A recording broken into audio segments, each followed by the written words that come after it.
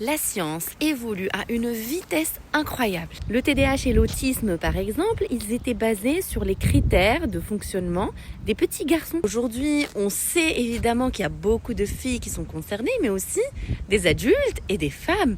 Et la manifestation de ces deux troubles du neurodéveloppement en particulier, elle est différente de chez un petit garçon. Est-ce qu'aujourd'hui, on sait tout? Absolument pas. Je pense que la science continuera à évoluer.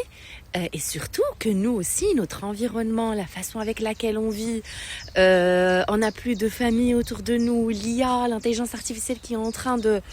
Les réseaux sociaux auxquels les plus jeunes ont de plus en plus accès, la malbouffe, vraiment plusieurs choses dans notre environnement qui changent aussi et qui forcément impactent tout le monde, mais impactent beaucoup les personnes qui ont des troubles du neurodéveloppement encore plus. Quand tu as une hypersensorialité et que tu as un environnement qui est trop bruyant, trop lumineux, trop surstimulant, ou pour le cas du TDAH, quand tu as une dérégulation au niveau des neurotransmetteurs et que forcément c'est impacté par l'hygiène de vie, par l'environnement, par les écrans, par l'addiction, la scroll et tout, forcément il y aura un impact supplémentaire dans les neuroatypies.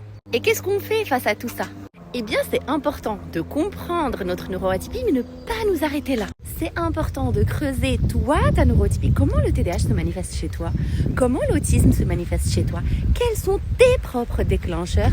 Qu'est-ce qui, toi, te coûte de l'énergie? Parce que oui, c'est hyper coûteux.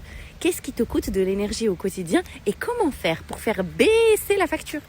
Comment faire pour faire baisser le coût invisible du TDAH, de l'autisme, pour mieux vivre avec au quotidien?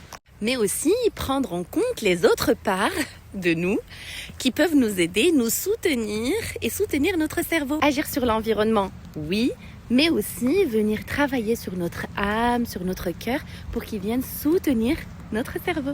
Parce que quand le cerveau est agité, le corps est agité, l'âme est agitée, c'est très compliqué.